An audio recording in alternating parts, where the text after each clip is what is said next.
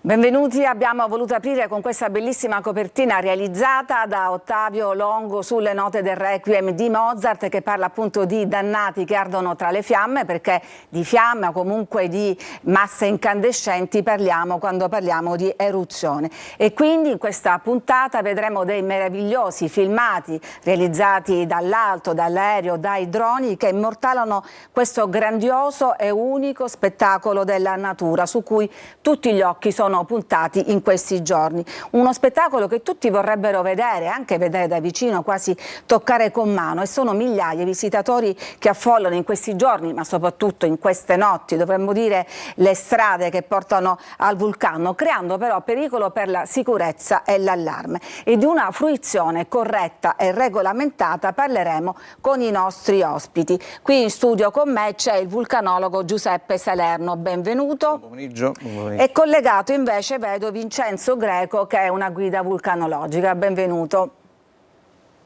Mi sente?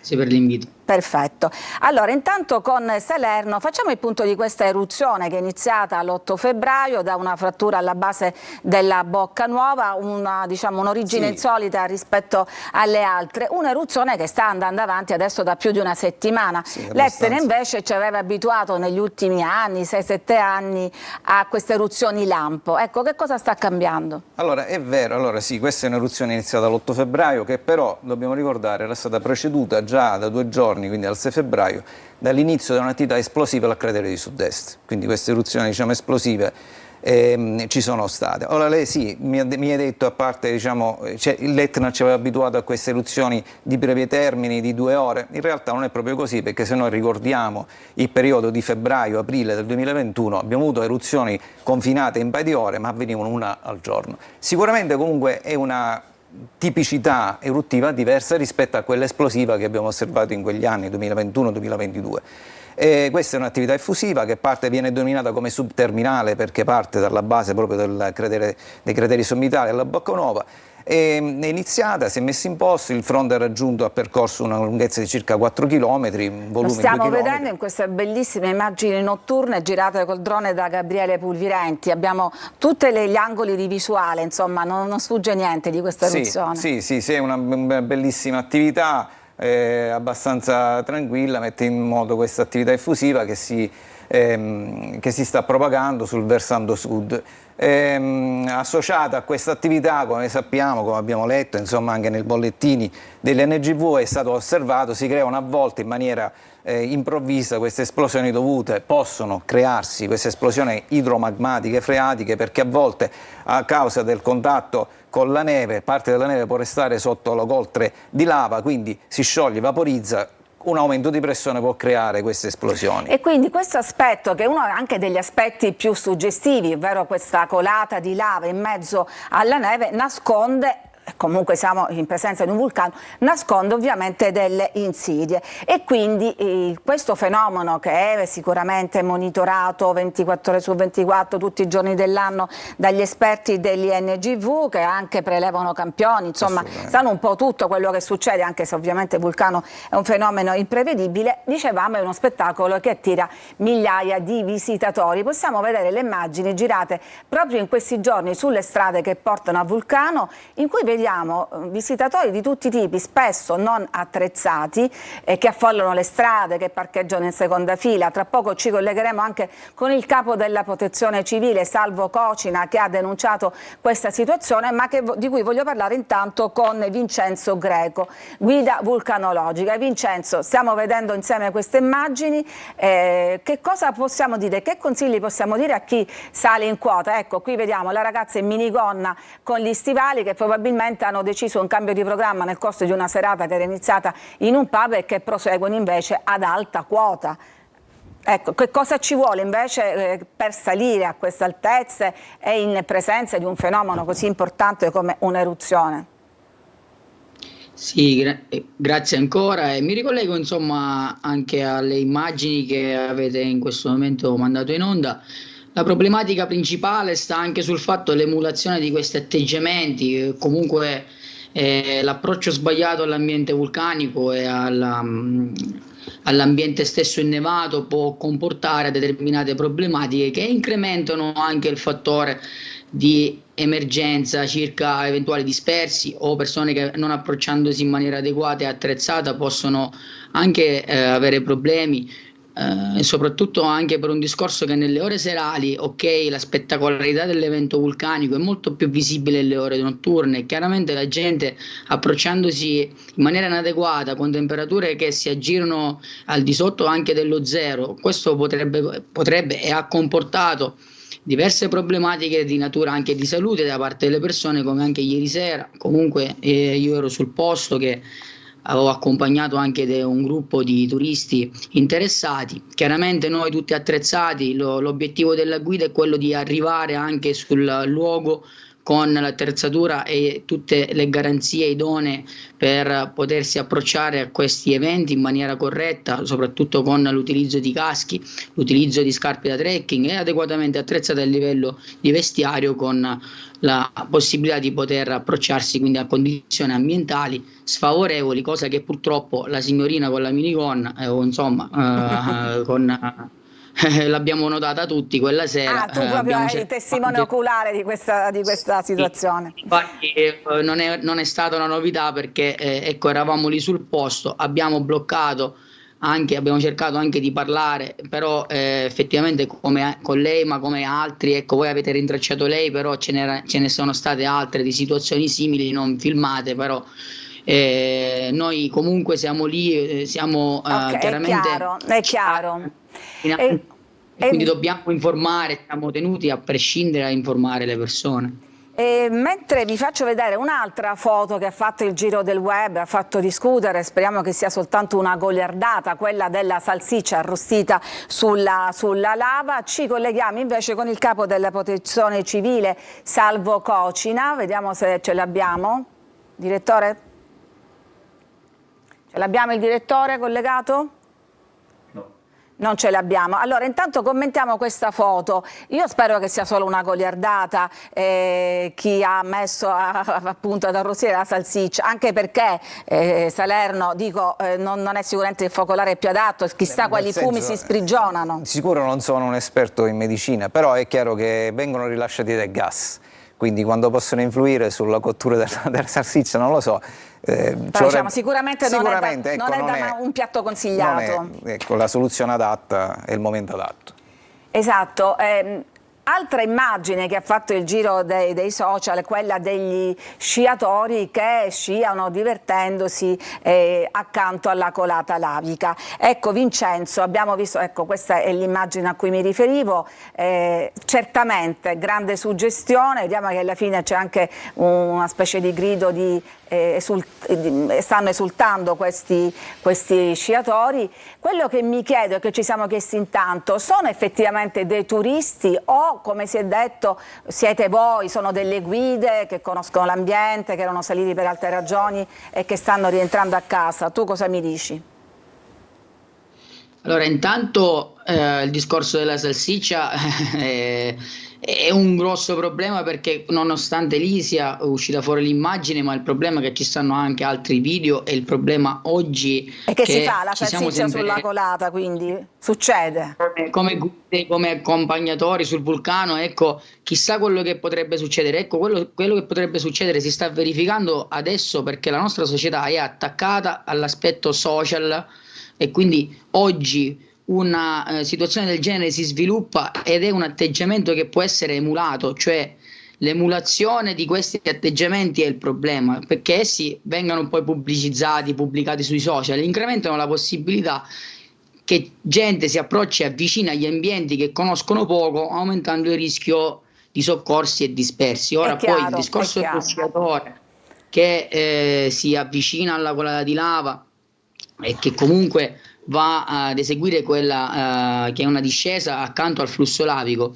Ecco, non so nell'effettività chi era, se si trattava di clienti, se si trattava di guide, ma nella linea generale, negli aspetti generali delle cose, è chiaro che noi spesso e volentieri, anche trovandoci lassù sul vulcano, ci troviamo anche in situazioni in cui si possono sviluppare attività vulcaniche mentre siamo con gli sci, però il fatto è uno e solo: la spettacolarità magari dell'evento è connessa a chi vuol far vedere al mondo attraverso i social quello che sta facendo. Al di là della Ecco, fruizione vera e propria, appunto, è proprio l'aspetto della spettacolarizzazione. Allora, adesso andiamo dal direttore della Protezione Civile, Salvo Cocina, che si è collegato. Benvenuto direttore, abbiamo appena fatto vedere delle immagini che lei so che ha visto anche di persona con i suoi stessi occhi, di queste folle che riempiono le strade sull'Etna, di gente vestita inadeguatamente, addirittura con la minigonna, di gente che per spettacolarizzare questa uscita arrossisce la salsiccia sulla colata. So che lei c'è stato su e che li ha visti, e che proprio a poche ore da questo sopralluogo ha voluto lanciare un allarme social, a cui ha fatto seguito una riunione in prefettura per coordinare tutti i soggetti interessati, perché quello il vero rischio, ecco, non viene necessariamente dall'eruzione, ma viene da tutti quei soccorsi che vengono fatti anche per varie ragioni, ipotermia, attacchi di panico, freddo, cadute, in cui c'è bisogno di un soccorso e trovano le strade bloccate, è così? Sì, voglio sottolineare però un aspetto fondamentale: che parliamo di uno spettacolo eccezionale e parliamo anche di un diritto che hanno tutti i cittadini a fruire in modo corretto dell'Etna, che anche costituisce anche un'attività di interesse nazionale, internazionale del vulcano, no? Quindi a mio avviso bisogna coniugare questa necessità della fruizione del vulcano con le esigenze della sicurezza.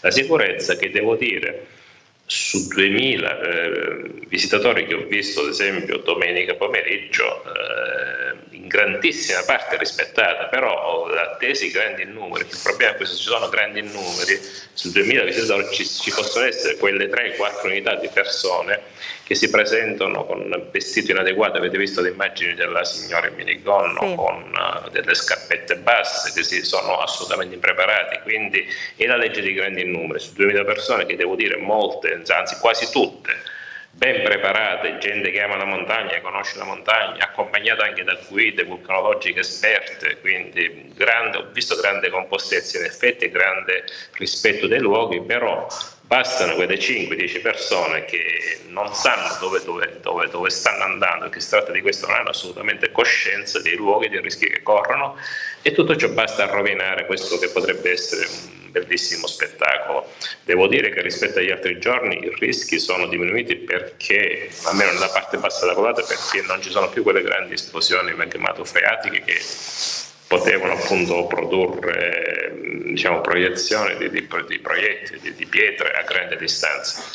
E però comunque il rischio c'è, comunque va rispettata la natura lavica, sì, ma dicevamo colata. anche di questo rischio non necessariamente collegato all'eruzione, ma anche le macchine in seconda fila, il parcheggio, comunque questa grande folla che rende complicato gli interventi. Il rischio c'è, perché comunque, a parte l'eruzione, c'è il rischio di camminare su terreni accidentati, su cui comunque c'è un effetto anche di crosta.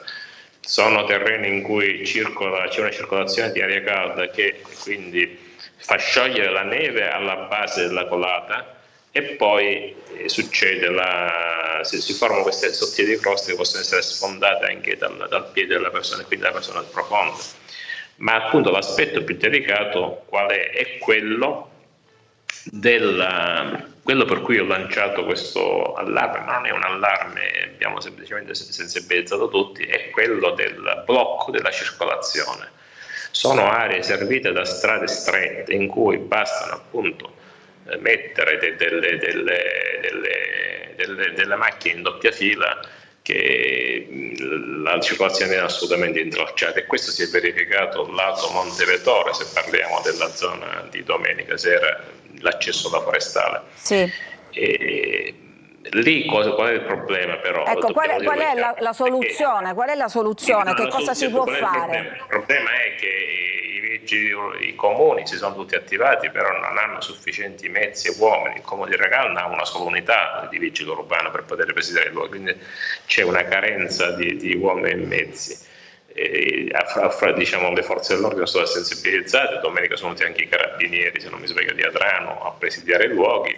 Noi abbiamo chiamato anche le ambulanze, la Croce Rossa soprattutto e il 118 che hanno fatto dei salvataggi insieme con il Soccorso Alpino, con la Guardia Forestale soprattutto, poi anche con la Guardia di Finanza. Il problema è che c'è una massa enorme di persone che non può essere fronteggiata con queste diciamo, con i numeri che abbiamo. È chiaro, ogni volta che si muovono tante persone, certo. Qualcuno ha paragonato addirittura l'Etna a Roccaraso, quel comune che è stato addirittura assalito da migliaia di persone. Non ci sono 10.000 persone, ma 2.000 sì. Quindi purtroppo qual è la soluzione? Non riuscendo a regimentare e a controllare i comportamenti di 2.000 persone, bisogna interdire l'area a priori, quindi i cancelli di cui si è parlato in prefettura, nella riunione in prefettura, cancelli fatti a monte. Questo è chiaro che comunque è un deterrente, ma non risolve tutto. Non risolve il problema.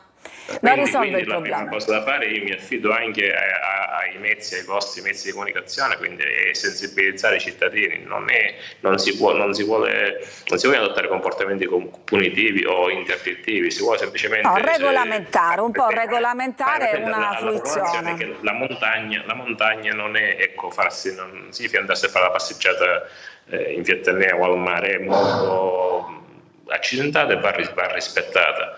Questo è quindi quel messaggio da trasmettere. Chiaramente su questa problematica c'è una grande attenzione, ci sarà anche una riunione fatta a livello nazionale col Dipartimento Nazionale, noi e la Prefettura, perché cercheremo appunto di coniugare. Lo sforzo appunto è quello di consentire comunque la fruizione del bene. Sarebbe una sconfitta per tutti avere uno spettacolo eccezionale, ma anche da punto di vista naturalistico, e poi non poterlo fruire. Certo. La potenza, la forza del nostro vulcano è anche questa, il fatto che sono diciamo esperienze che possiamo mettere a fattore comune nel mondo. Quelle immagini non si vedono tutti normalmente, certo. No? Ed è un peccato non poter fare fruire queste esperienze. Sono anche esperienze di vita, sono esperienze importanti alla popolazione che certo, quindi l'obiettivo è una fruizione ma corretta e regolamentata.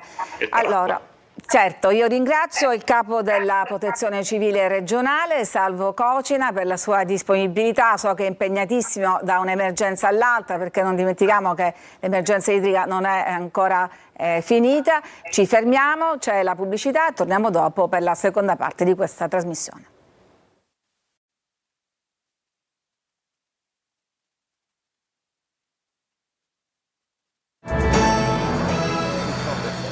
Ed eccoci di nuovo in studio, stiamo parlando dell'eruzione sull'Etna, bellissimo spettacolo, ma come ci diceva e ci ricordava e ha sottolineato più volte il capo della Protezione Civile regionale Salvo Cocina, uno spettacolo di cui si deve fruire in maniera più corretta e regolamentata. È l'appello che ha lanciato Cocina e che è stato raccolto da tante forze dell'ordine e anche dai sindaci di quel territorio. Andiamo subito da Carlo Caputo, sindaco di Belpasso, che ha partecipato appunto a questa conferenza per regolamentare meglio la fruizione del vulcano. Che cosa è venuto fuori brevemente? Buonasera, è venuto fuori il vecchio problema che si crea intanto in ogni occasione che riguarda l'Etna, cioè quello di uniformare il comportamento di tutti i comuni, perché il comune di Belpasso fa un'ordinanza, il comune di Bronte e Biancavilla un'altra, Drano, Nicolosi un'altra, non c'è una uniformità di ordinanze e quindi non c'è uniformità di comportamenti che chiediamo ai cittadini e a tutti gli operatori. E quindi questo è il grande problema, il problema che c'è da sempre. A questo proposito c'è stata uniformità sulla distanza da mantenere dall'eruzione? Ci sono state delle indicazioni che nascono da una nota della Protezione Civile che parla di 300 metri da questo fiume di lava, da questo fronte lavico, però la competenza poi di ognuno purtroppo è quella di poter regolamentarsi come vuole.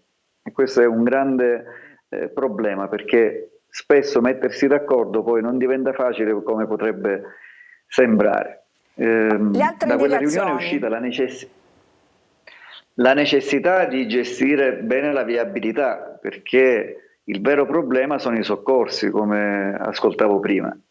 Nel caso di soccorsi le strade sono piene di auto e quindi il problema per i mezzi di soccorso di raggiungere i luoghi è davvero critico, e quindi si è stabilito di regolamentare con un senso unico la strada che porta all'ingresso, diciamo, più frequentato, al cancello più frequentato, da dove entrano la maggior parte delle persone, dei fruitori. E poi si parlava anche di un divieto ai gruppi organizzati, che forse non ci sono ancora sull'Etna, sono più persone che vanno alla spicciolata, ma è passato questo divieto? Allora, c'è stata una discussione che purtroppo è difficile da regolamentare, non è passato questo divieto. Io sono contro questo tipo di divieti, perché voglio dire, l'eruzione da sempre la conosciamo, da sempre ha suscitato spettacolarizzazione, da sempre curiosità. Si dovrebbe parlare di come accompagnare, di come guidare, di come consigliare bene i fruitori, ecco, alla giusta distanza, ma di questo ci dovremmo occupare. Ma purtroppo c'è il problema che dicevo prima: chi si deve occupare di questo? A me sembra spesso che ci sia quasi l'interesse a mantenere l'ingovernabilità e questo fai da te che vediamo sull'Etna in continuazione. Già parliamo di un parco dell'Etna che ha una cinquantina di soggetti al suo interno, e già questo la dice tutta sulla frammentazione di questo fenomeno, che invece dovrebbe essere regolamentato. Vincenzo, torno a te, perché poi tra questi soggetti a cui è demandata di fatto la regolamentazione ci siete voi, le guide vulcanologiche, che dovete anche guidare i turisti a una giusta fruizione. Che cosa vi chiedono in questo caso di vedere i turisti? Non ti sentiamo. Mi sentite? Sì. Allora, i turisti in generale ci chiedono di potersi approcciare, di avere una presenza di un professionista che accompagna il gruppo e che sia una garanzia, un supporto per poter approcciarsi a quello che è l'evento e la fenomenologia vulcanica attraverso l'ausilio di un esperto, attraverso il valore aggiunto della professionista. Il problema principale, a mio avviso, se mi posso permettere, è relativo anche al fatto che ci sarebbe anche una questione anche di controllo, cioè noi ci troviamo in forte difficoltà, e personalmente non sono un pubblico ufficiale, quindi io riconosco, perché ho studiato sia a livello personale, ma a prescindere dal discorso professionale, che ci abilita ad eseguire questo lavoro, che ci consente di farlo poi acquisendo la qualifica.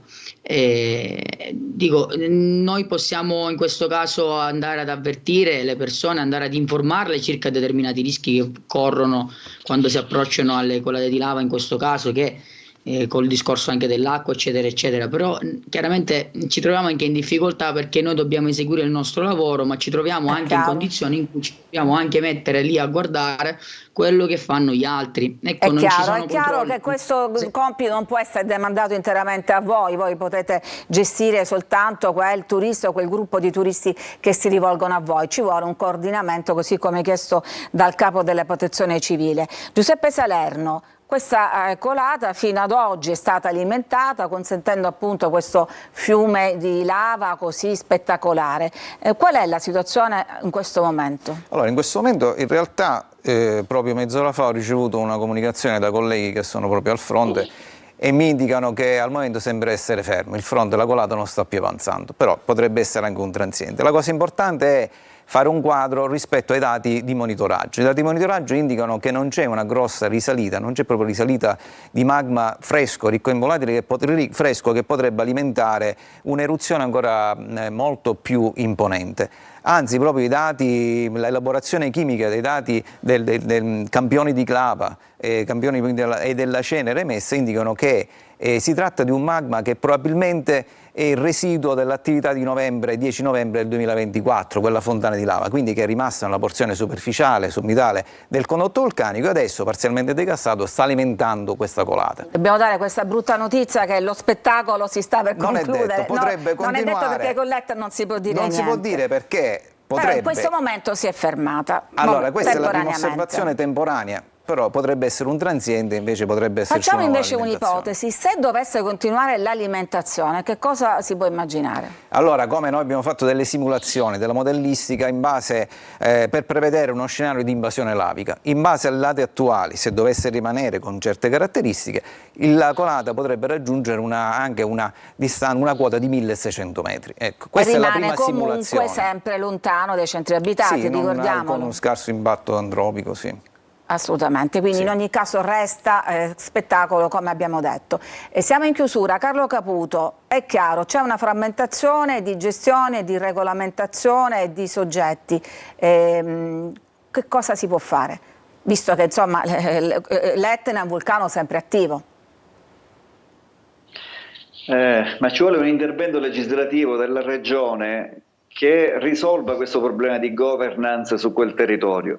Perché mantenere 20 comuni e un parco dell'Etna senza personale, un parco dell'Etna che fa solo, in effetti è una sovrintendenza, non ha dei poteri nella fruizione, non serve a poco, ecco, non serve a gestire questi fenomeni, non serve a gestire la fruizione del parco dell'Etna in generale, anche in tempo normale senza eruzioni. E quindi un intervento legislativo. E quindi diciamo un'autority superiore a tutti i vari sindaci, amministratori, enti che sono in questo momento coinvolti? Io anni fa ho parlato della costituzione di un'autority, appunto. Tu sei stato tra l'altro presidente del Parco dell'Etna, quindi conosci bene l'argomento.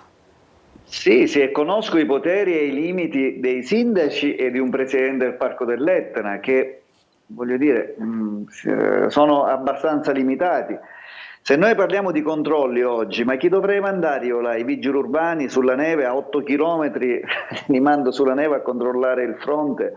Ci dovrebbero stare il corpo forestale o altre forze dell'ordine, ma non le coordina il sindaco, non le coordina il presidente del Parco dell'Etna, e quindi è un problema di coordinamento, ecco, un problema di personale e di coordinamento, e non è di facile risoluzione se non c'è un intervento legislativo della regione che faccia nascere questa autority e gli dia i poteri e il personale. L'Etna non è un parco naturale come gli altri, qua abbiamo un vulcano di interesse nazionale e quindi andrebbe trattato in maniera diversa rispetto a tutti gli altri parchi che abbiamo in Italia.